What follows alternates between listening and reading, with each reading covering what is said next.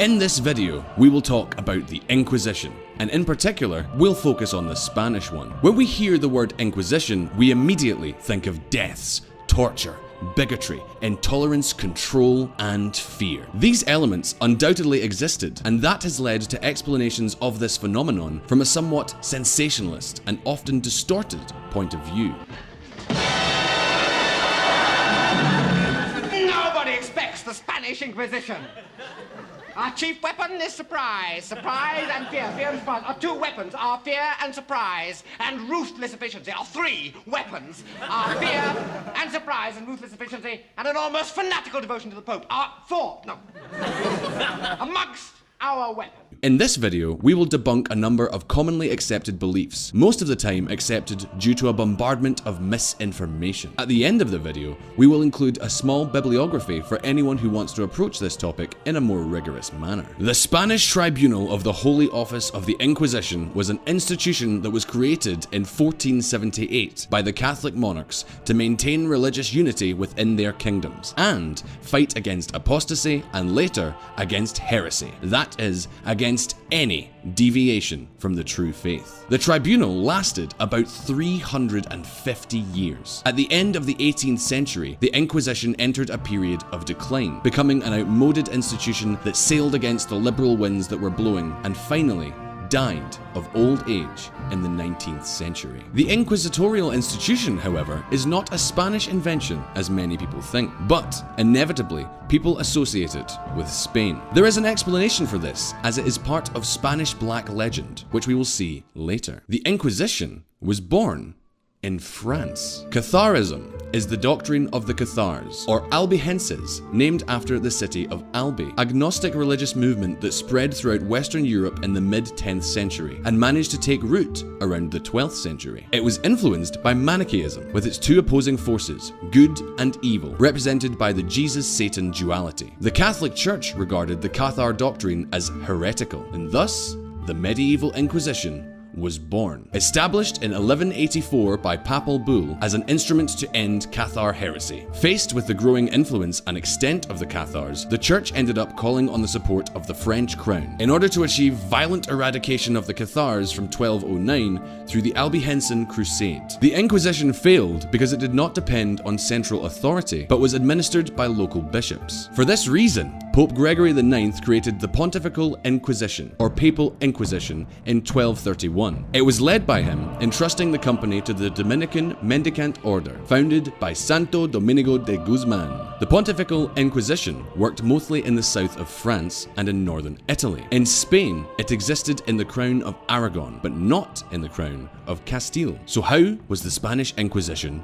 born? Let us go back centuries before the Catholic kings created the Court of the Holy Office. For centuries, in the Middle Ages, there had been a relatively peaceful coexistence amongst the kingdoms of the Iberian Peninsula, although not without incidents between Christians, Muslims, and Jews. The Jews were a minority group. At the end of the 14th century, there was, in some parts of Spain, a wave of anti-Jewish violence due to the envy that their success aroused. The Jews served as a scapegoat to channel the discontent of a hungry society and were watched zealously as the Jewish class prospered, amongst other things, in the areas of trade and moneylending. The massacres of 1391 in cities such as Seville, Valencia, Barcelona, and Cordoba were especially bloody. Therefore, during the 15th century, there was a forced conversion to Christianity of the remaining Jews to escape death. The old Christians, the lifelong Christians, suspected that many of these conversions were not sincere. To discover and wipe out the false converts, the Catholic monarchs decided to have the Inquisition introduced in Castile, and the Pope consented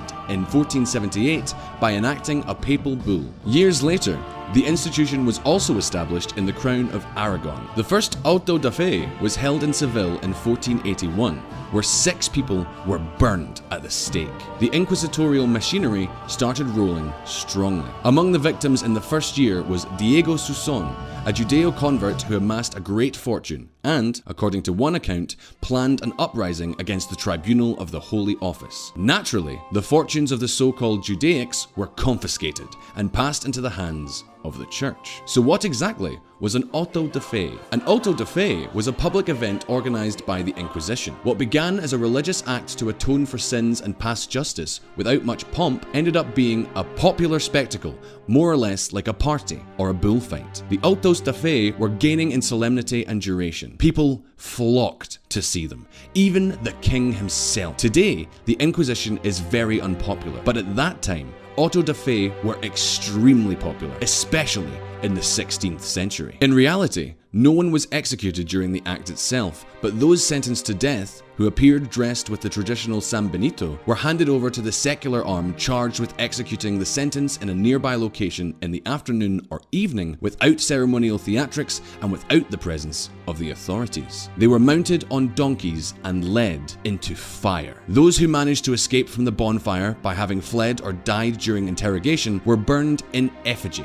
That is, a life-sized mannequin which represented them was burnt. As the number of inquisitors increased, it became necessary to appoint a general inquisitor for the crown of Castile and Aragon to coordinate the activities of the body. In 1483, the Dominican friar Thomas of Torquemada was appointed for this office. With the creation of this post, the direction of the Holy Office was centralized through just one person. The appointment was made by the Pope, although, in practice, it was the kings who nominated the candidate. The Jewish problem was not solved with the Inquisition, but rather further aggravated by it. Finally, in 1492, the Catholic monarchs decreed the expulsion of all Jews from Spain through the Edict of Granada, with the aim, according to the decree, of preventing them from continuing to influence the Judeo-converts who embraced Christianity, the so-called New Christians. Other countries in Europe, such as France and England, had carried out similar expulsions. The reasons were not only religious. There was also an attempt to restore social order. The Jews were given a deadline and allowed to emigrate with virtually all of their possessions. The kings would stop collecting taxes from this minority. However, the most dramatic loss was human capital. Jews were allowed to convert to the Catholic faith if they did not want to give up their lives in Spain. About half of them, some 50,000 Jews according to the most reliable sources. The Judeo-converts were called marranos, which translates to something like dirty pigs in Spanish. Many of them continued to practice their religion clandestinely. In the early years of the Holy Office, the inquisitors paid no attention to heresy in general. They were particularly interested in keeping an eye on the Judeo-converts. Muslims continued to enjoy religious freedom, but only for a short time. When the inquisitors arrived in a city, they read the Edict of Faith, which was a very long list of all heretical beliefs and behavior. Those who had committed heresy were then invited to confess or to denounce others. Until the year 1500, there was a grace period, a span between 30 or 40 days, during which the heretic would not be punished with severe penalties. Usually, a fine paid in cash was enough. Thousands of converts voluntarily presented themselves to the inquisitors. Some no longer practiced their religion in secret. Fear overtook them. Later, the harsh persecution of converts who had not been taken in the grace period began, and that was a real reign of terror. The greatest activity of the Holy Office was concentrated in the early years, where real horrors were carried out without convincing evidence, often with the only inconsistent testimonies based on rumors. Although, it must be said that the vast majority of those interrogated during the 350 years of the Holy Office would manage to keep their lives. Less than 2% would die at the stake. Of course, the total number of actual executions is a far cry from that commonly believed. The Inquisition didn't kill tens of millions of people, not even millions. We know this for a fact because the Spanish Inquisition had a huge bureaucratic apparatus and a huge number of documents have been preserved of their processes, allowing historians to thoroughly investigate the subject. In 1517, the church was divided in two by Protestant reform. Charles I of Spain would end up succeeding the Catholic monarchs and would end up inheriting the titles of his father Philip the Handsome and from Philip's wife Joanna the Mad, becoming emperor and the most powerful man on the planet. He also emerged as an advocate of Catholic Christianity, declaring Luther a heretic. The Protestants, however, had a very powerful weapon for fighting the most powerful man in the world: propaganda, with Gutenberg's printing press as an ally. It was precisely because of the propaganda launched by a Protestant warlord, William of Orange, that the Spanish Inquisition acquired its reputation as an inhuman and monstrous court, even though the religious hatred was installed in all corners of Europe. The Book of Martyrs of 1554, written by another Protestant, John Fox, also helped to increase the Spanish Black Legend, thanks in part to the 50 engravings of torture and ill treatment that illustrated it. Fox dedicated an entire chapter to the Spanish Inquisition, the execrable Inquisition of Spain. The Inquisition, after a period of tranquility, focused more on pursuing the heretical practices of Protestants and Moriscos, and other crimes such as blasphemy, bigamy, sodomy, or witchcraft. It should be clarified that the Moriscos were Muslims who were forced to convert to Christianity. The Spanish Inquisition, looked at centuries later, certainly seems barbarous to us. Of course, this is undeniable. But the time has come to compare some data and to disprove some beliefs. The inquisitorial courts, as we have seen, had fewer guarantees than today's courts. It was the inmate who had to confess to an alleged crime reported by someone else, a secret crime that was not disclosed to the detainee. However, they were more guaranteed than any other court of their time. The inmate had far more procedural guarantees than in ordinary civil courts. Even if it doesn't appear that way, this was a huge breakthrough for the time. In inquisitorial prisons, there was also better treatment than in ordinary, secular prisons. In fact, many of those detained in civilian prisons blasphemed in order to be judged by the court of the Holy Office, just to be transferred to their other prisons, which were more pleasant and humane than the others. The Inquisition passed to the American colonies throughout the Spanish territories, but their actions were not directed against the indigenous, but rather against the same profile of people who were being targeted in Europe: converts, Protestants, blasphemers, etc. The Spanish Inquisition resorted to torture very rarely, often with a doctor present and always under the supervision of an inquisitor who was ordered to avoid permanent damage. This contrasts with the brutal torture of civil authorities across Europe at that time. The development of torture was scrupulously recorded by secretaries. Confessions obtained during the torment were not valid on their own and had to be ratified within 24 hours. In addition, the Holy Office had a procedural manual that prohibited many forms of torture used elsewhere in Europe. In fact, many of the sadistic tortures attributed to the Spanish Inquisition are simply not true. Torture methods aimed at digging out a confession, as was also common in civil courts, in most cases were as follows. 1. The portro, or rack, consisted of laying the inmate on a board with straps to be tightened. 2. The toca. A soaked cloth was inserted into the mouth and the nose was covered to create the feeling of suffocation. And 3.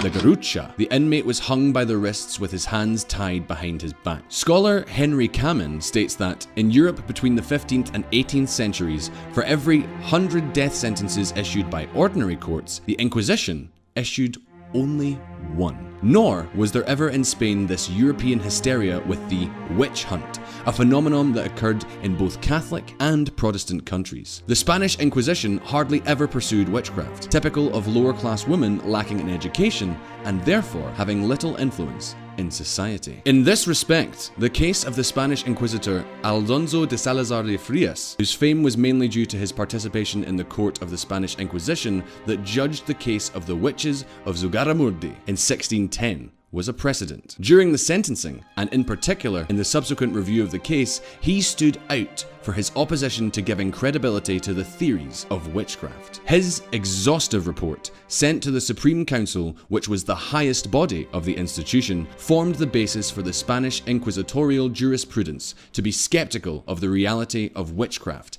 and to be very reluctant to file complaints on this subject. Historian Geoffrey Parker believes that in the 350 years of the existence of the Spanish Inquisition, some 5,000 deaths took place. Henry Kamen puts the figure at about 3,000. In a similar period, Germany burned 25,000 witches, and throughout the rest of Europe, they burned around 50,000. The Spanish Inquisition, by comparison, only burned 59 women for witchcraft. Protestants defamed Catholics, and especially Spaniards, for their evil and fearsome Inquisition, while at the same time they burned women accused of witchcraft at a dizzying pace. The intolerance of Protestantism was no less tyrannical than that blamed on Catholicism. In fact, Protestant terror, as we have just seen, was much more violent and claimed many more victims. In conclusion, it must be noted that the court of the Holy Inquisition was not only Spanish. We have already talked about the medieval French Inquisition set up to fight the Cathars. Also,